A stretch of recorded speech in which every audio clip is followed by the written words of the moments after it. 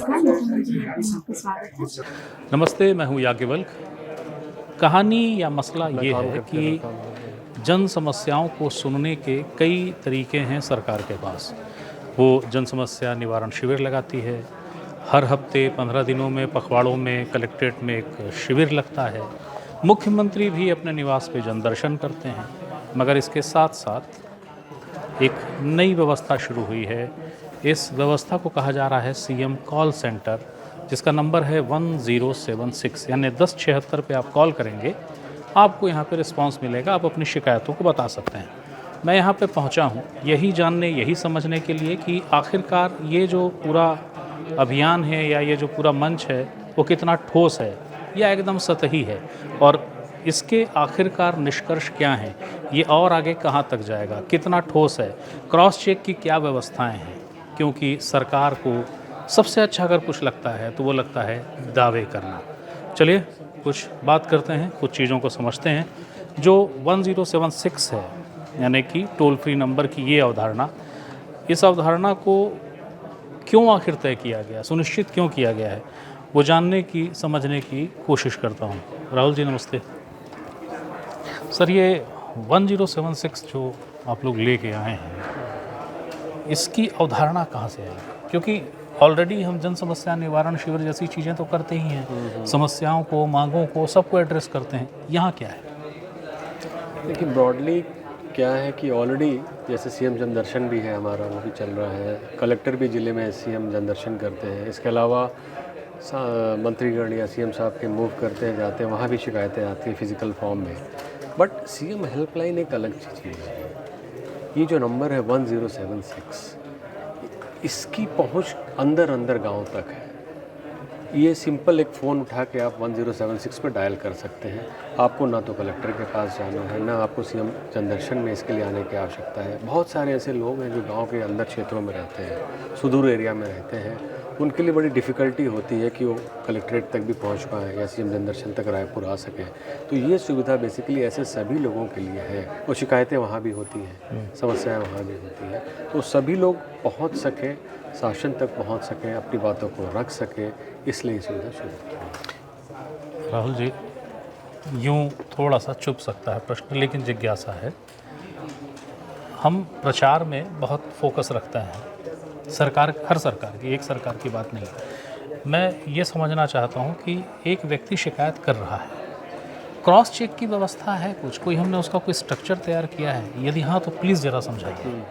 इसमें cross check की व्यवस्था है। जैसे अब आप सिस्टम को अगर समझेंगे, किसी एक व्यक्ति ने शिकायत किया जी, शिकायत करने के बाद उसकी शिकायत जो है संबंधित अधिकारी के पास पहुंची, जी, जिसको हम L1 कहते हैं, या L1, L2, L3, L4, जो थोड़ा सा इसको समझाइए ना, ये L1, L2, L3, L4 क्या है? क्या इसमें ये लेवल 4 लेवल पे ये व्यवस्था की गई है कि शिकायत के हिसाब से, शिकायत की अलग अलग कैटेगरीज हैं। इसमें लगभग 1200-1300 शिकायत की कैटेगरीज है और वो बढ़ती घटती रहेंगी। और उसके हिसाब से, शिकायत के हिसाब से, अब जैसे मान लें कि ज़मीन से संबंधित कोई समस्या है, राजस्व की समस्या है, और ये समस्या का समाधान तहसीलदार कर सकते हैं, तो ये शिकायत L1 इस समय तहसीलदार होगा। शिकायत के हिसाब से तहसीलदार साहब को ये शिकायत चली गई, शिकायत का उन्होंने निराकरण कर दिया। निराकरण करने के बाद जो आप बता रहे थे कि क्रॉस चेक की कोई व्यवस्था है, तो व्यवस्था इसमें ऐसी है कि निराकरण जब हो गया, समय सीमा जो भी है, और हर शिकायत की समय सीमा शिकायत की कैटेगरी के हिसाब से अलग अलग है, क्योंकि हो सकता है किसी शिकायत में कम समय लगे निवारण करने में, किसी में ज़्यादा लगे, तो सभी की समय सीमा विभाग से पूछ के उनके हिसाब से उनको रखा गया। जब शिकायत का निराकरण हो गया तो ये व्यवस्था इसमें है 1076 में कि हमारे जो कॉल सेंटर ऑपरेटर्स हैं यहाँ जो काम कर रहे हैं, ये उस कंप्लेनेंट से पूछते हैं दोबारा कॉल करके कि आपकी शिकायत का निवारण हुआ, कब हुआ, क्या आप उससे संतुष्ट हैं या नहीं संतुष्ट हैं। तो अगर वो कहते हैं कि हम संतुष्ट हैं तो ठीक है, बढ़िया बात है, शिकायत बंद हो जाता है। अगर वो कहते हैं कि हम संतुष्ट नहीं हैं तो शिकायत एस्केलेट हो जाता है, उनके सीनियर अधिकारी को चला जाता है। इसका मतलब ये है कि शिकायत ख़त्म नहीं हुआ है। तो वो शिकायत जब सीनियर अधिकारी के पास जाता है तो सीनियर अधिकारी दोबारा उससे फिर प्रोसेस को करते हैं और फिर से उसके निराकरण का प्रयास किया है। सर, लेकिन इस पैटर्न में जो क्रॉस चेक की व्यवस्था है, उसमें जैसा आपने बताया L4 तहसीलदार या थानेदार, L1, हाँ। L1 सॉरी L1, तो वो भी कोई रिस्पांस रजिस्टर मेंटेन करते हैं, डाटा मेंटेन करते हैं, उसको शिफ्ट करते हैं यहाँ? बिल्कुल, सभी का अपना अपना एक डैशबोर्ड बना हुआ है। जितने भी अधिकारी हैं L1, L2, L3, L4, उनके पास कंप्लीट पिक्चर ये दिखता है कि उनके पास कितनी शिकायतें आई, कितना समय उनके पास बचा उस शिकायत को निवारण करने के लिए। उनके पास एक अलर्ट भी जाता है कि अब आपके पास सिर्फ 3 दिन बचा है या सिर्फ 4 दिन बचा है, ताकि वो अलर्ट होकर उस 4 दिन के अंदर जो समय सीमा है, 7 दिन का मान लीजिए समय सीमा है, 2 दिन निकल गया तो उनके पास अलर्ट जाएगा कि 5 दिन बचा है आपके पास, तो अलर्ट होकर उसको काम कर सके। प्लस उन्होंने जितनी शिकायतें अपने सीनियर को भेजी है वो शिकायत भी उनको दिखती है। उन्होंने अगर ट्रांसफ़र किया है, कुछ हो सकता है उनके लेवल पे ना हो पा रहा हो तो उन्होंने अपने सीनियर को ट्रांसफ़र कर दिया हो जी। तो वो सब कुछ उनको दिखता रहता है और उनको एक अंदाज़ रहता है कि कितनी शिकायतें आ रही, कितने का निवारण हो गया और कितनी पेंडिंग हो गई। जो पूरा स्ट्रक्चर है, जैसे कॉल सेंटर है जहाँ हम आपसे बात कर रहे हैं, ये स्ट्रक्चर, ये स्ट्रेंथ कितनी है और इनका सिलेक्शन कैसे किया गया? इनको ट्रेन कर दिया गया है या आप ट्रेंड होने के साथ साथ ये मतलब प्रशिक्षण का दौर जारी है धीरे धीरे? देखिए, बड़ा इम्पॉर्टेंट है ये, बिकॉज ये हमारे गेटवे है बेसिकली। इनको अगर आप देखें तो पूरे सिस्टम का गेटवे यही है, यहीं से हमारी हेल्पलाइन की शुरुआत होती है। तो हमारे लिए बड़ा इम्पॉर्टेंट है कि ये जितने भी हमारे यहीं के लोकल बच्चे हैं, सब छत्तीसगढ़ के हैं जो कॉल सेंटर ऑपरेटर्स हैं, इनकी ट्रेनिंग शुरू होने से करीब 2-3 महीने पहले से शुरू हो गई थी इनकी ट्रेनिंग। और जो इसको रन करता है पूरे सिस्टम को, जो सिस्टम इंटीग्रेटर होता है SI, वो इनकी सिलेक्शन करता है, इनकी ट्रेनिंग कराता है और इनको रियल टाइम फीलिंग भी कराता है। बहुत बार बहुत तरह की ट्रेनिंग होती है इनकी, और ट्रेनिंग के बाद ये फिर इस लेवल पे पहुँचे हैं कि आज ये डायरेक्टली कॉल ले पा रहे हैं इसमें। बट इनकी ट्रेनिंग निरंतर एक प्रक्रिया है, आज भी इनकी ट्रेनिंग होती है। जैसे इनका शिफ्ट खत्म होता है, 3 शिफ्ट में काम करते हैं। ये सुबह का शिफ्ट सुबह 7 बजे से लेके 1 बजे तक चलता है, 3 बजे तक चलता है, 3 से लेकर रात 11 तक चलता है, 11 से लेकर सुबह 7 बजे तक। तो 24 घंटे हमारा यहाँ पे कॉल सेंटर चलता रहता है। और जैसे इनकी ट्रेनिंग ख़त्म होती है, हर शिफ्ट के बाद हम इनकी डिब्रीफिंग करते हैं। 15 से 20 मिनट, आज किस तरह की समस्या आई, आपने कोई समस्या फील की, और फिर हमारी पूरी टीम इनको फिर ब्रीफ करती है। कोई समस्या, अगर ऐसी बहुत सारी ऐसी चीज़ें आ सकती हैं कि जो इनकी समझ में ना आया हो, क्योंकि ये भी सीख रहे हैं, प्रॉब्लम कैटेगरीज बहुत ज़्यादा हैं, तो इनके मन में रहता है कि इसमें क्या जवाब देना था, किस तरह नोट करना था, कहीं गलत मैप तो नहीं हो गया गलत अधिकारी को। सारी बातें हमको ये बताते हैं, फिर इनकी ब्रीफिंग होती है। ब्रीफिंग के बाद ये ध्यान रखा जाता है कि अगली बार जब भी वो बैठे तो ये गलतियाँ ना हो। बट ये सीख रहे हैं। मुझे ये बताया गया है, उसको दुरुस्त कर दीजिएगा अगर मैं गलत हूँ तो, आपके सिस्टम में, आपके डाटा में मुझे ये बताया गया है कि आप लोगों का जो सिस्टम है जिसमें कि ये सारी एंट्रियाँ होती हैं, शिकायत आ रही हैं कॉल सेंटर से, उसमें करीब शायद 1198 आप लोगों ने सेक्शन बना रखे हैं प्रॉब्लम कैटेगरी से। प्रॉब्लम कैटेगरी से। तो वो किसी साथी को बोल के हमें दिखा सकेंगे कैसे है वो? हाँ, ज़रूर दिखा सकते हैं प्रॉब्लम कैटेगरीज, बट चूँकि शिकायत आ रही होंगी लगातार उस पर, अगर कोई अगर इसी को खाली होगा इस पर, जैसे आप इसको अगर देखें जी, तो ये देखिए इसमें आगे शिकायत श्रेणी दिख रहा है आपको। हाँ, दोबारा बता सकते हैं? तो ये सारी शिकायत श्रेणी, जैसे ये अगर बताता है कि बिजली से संबंधित है जी, तो शिकायत श्रेणी खुल जाएगा। बिजली से संबंधित वाली सारी शिकायत श्रेणी यहाँ खुल जाएंगी, उसमें अलग अलग, और ये खट से उस शिकायत श्रेणी में उसको एंटर कर देगा। एंटर करने के बाद ये देखिए लॉक कर दिया इसने, राइट। बिजली वितरण कंपनी से संबंधित शिकायत थी। ऐसे 1100 ऐसे 1200 लगभग 1200 शिकायत श्रेणी बनी, और ये बढ़ देगा, अभी बढ़ेगा। और क्योंकि अगर शिकायत ऐसी कुछ आ रही है जिसकी श्रेणी नहीं है हमारे पास, तो हम उसको ऐड कर लेंगे फिर धीरे-धीरे। अच्छा, एक चीज़ और बताइए कि मान लीजिए वो शिकायत अपने तय आप लोगों ने प्रयास किया, आपकी सिस्टम ने प्रयास किया, L1, 2, 3, 4 तक गए, और उसके बाद फिर लगा कि नहीं भैया, शिकायत अब हम निराकृत कर दिए और अगला मान ही नहीं रहा। होता है, होता है, बिल्कुल। ऐसी स्थिति में क्या है? देखिए, इसमें तो पहले हमें ये समझना पड़ेगा कि ऐसी शिकायतें क्या होती हैं। तो ऐसी बहुत सारी शिकायतें हैं। मान लीजिए कोर्ट में मामला चल रहा है, न्यायालयाधीन प्रकरण हो, या RTI के तहत कोई जवाब इसको मांग रहा हो, या फिर ऐसी कोई मांग हो जिसका यहाँ पर निराकरण नहीं हो सकता, क्योंकि मांग के लिए बजट की आवश्यकता पड़ती है, मांग के लिए नीति की आवश्यकता पड़ती है, तो उसमें पूरा प्रोसेस होता है।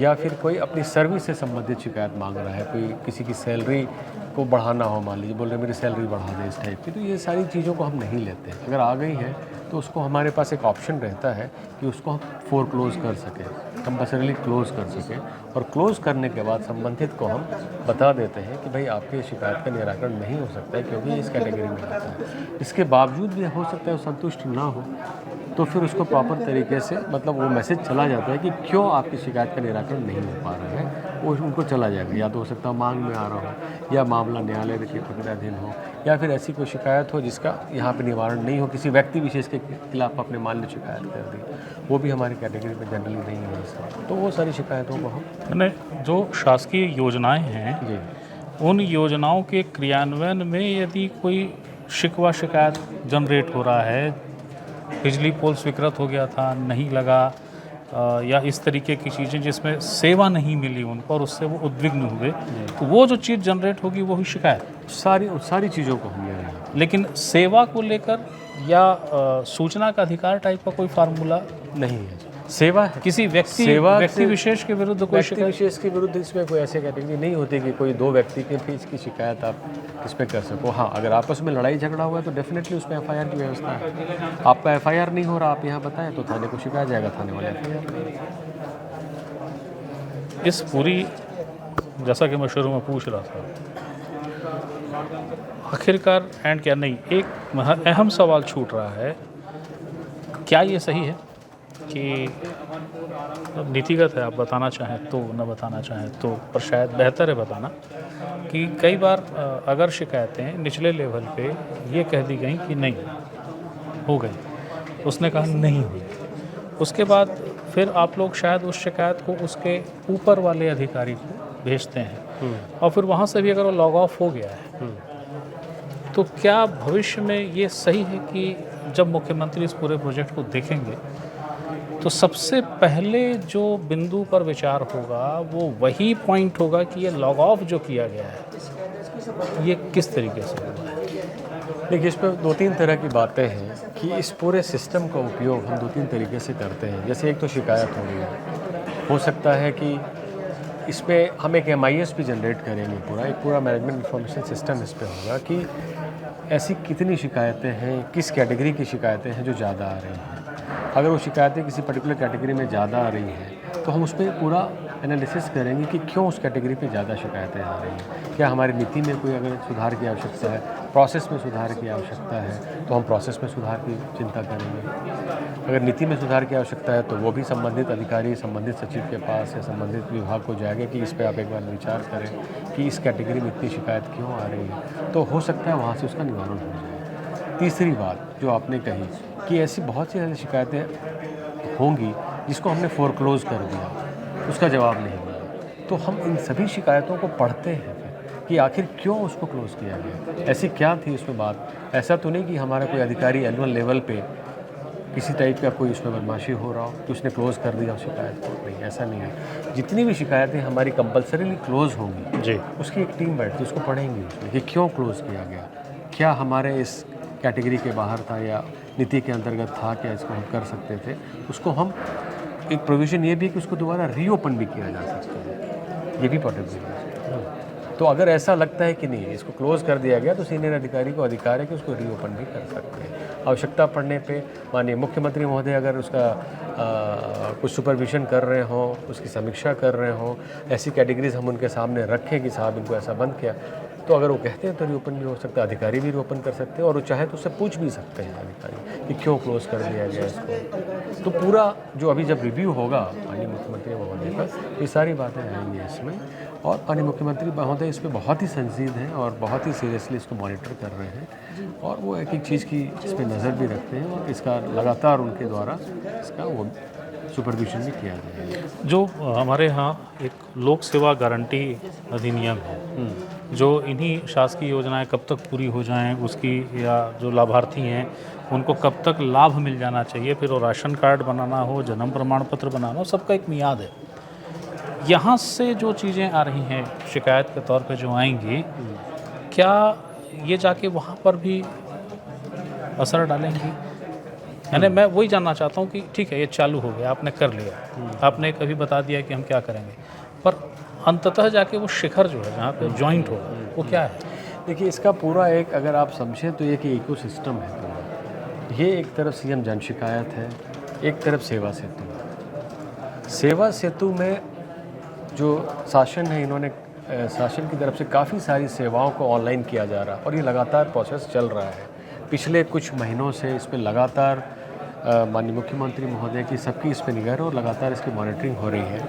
हमारी सेवाएं को लगातार बढ़ाया जा रहा है। ऑनलाइन सेवाओं की मैं बात कर रहा हूँ जी। जो लोक सेवा गारंटी के अंतर्गत आता है उसको रिवाइज भी किया जा रहा है। हो सकता है कुछ सेवाएं अभी लोक सेवा गारंटी के अंतर्गत नहीं थी, उनको हम ला रहे हैं। बहुत सारी सेवाएं जो थी लोक सेवा गारंटी के बाहर दी जा रही थी, जो विभाग अपने पोर्टल से दे रहे थे, उन सेवाओं को भी हम एक सिंगल विंडो पे ला रहे हैं, जिसका हमने सेवा सेतु नाम रखा है। माननीय सरकार, सेवा सेतुओं पर जितनी सेवाएं बढ़ती जाएंगी उतनी लोगों की समस्या दूर होती जाएंगी, उनको सेवा मिलता जाएगा।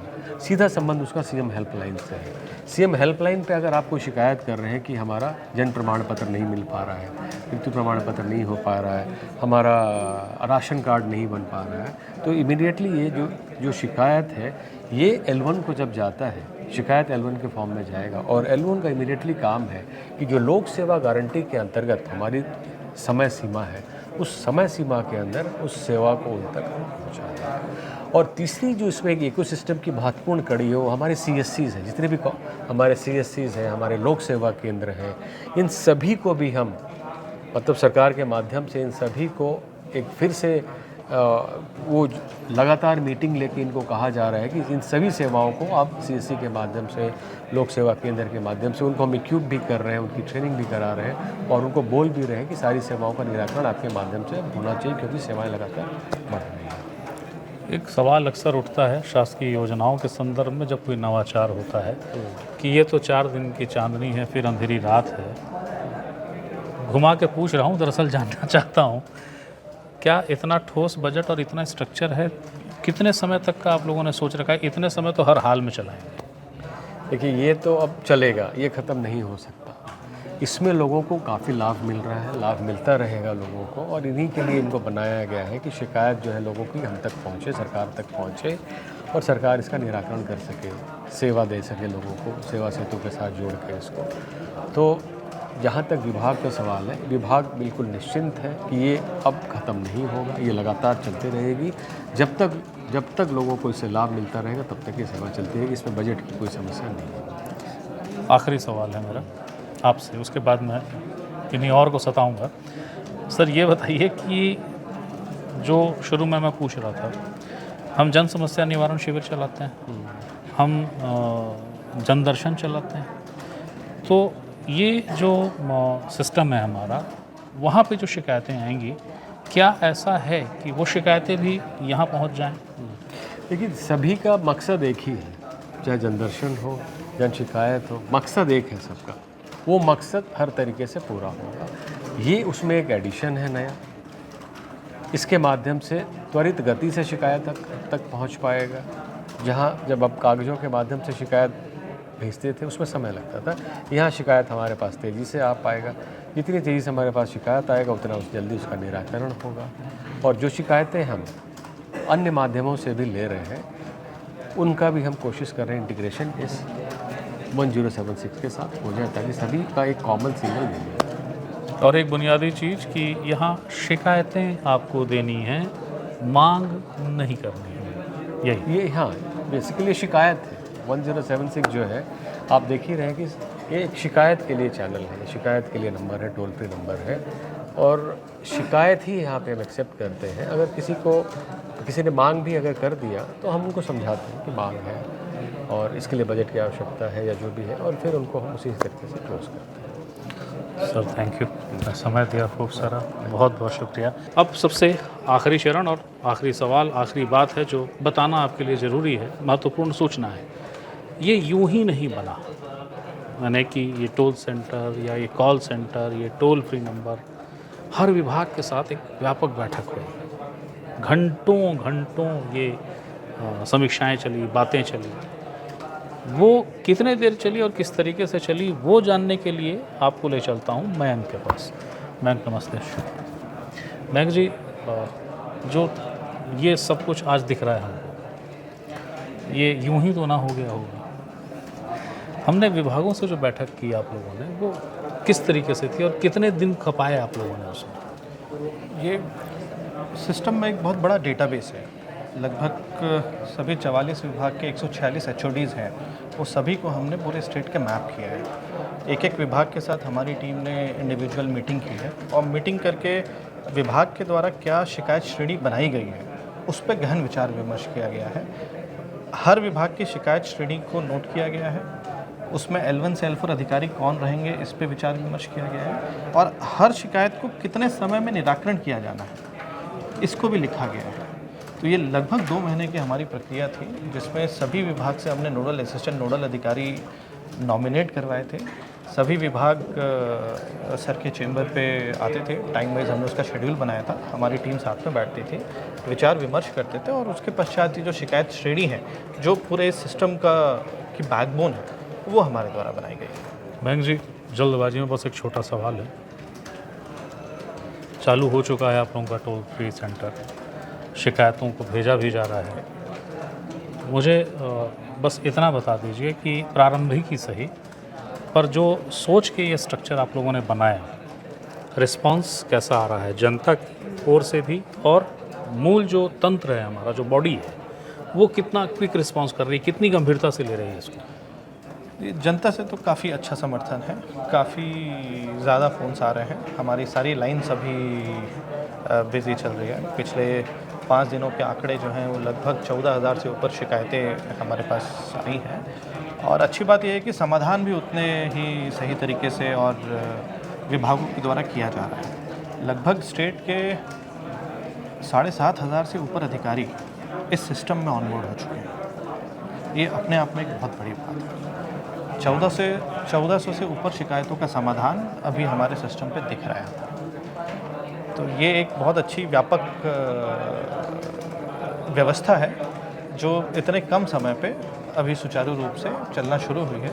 सिस्टम बहुत बड़ा है, थोड़ा समय लगेगा, क्योंकि अधिकारी काफ़ी हैं और एक पूरा नया इकोसिस्टम बनाने का प्रयास किया गया है।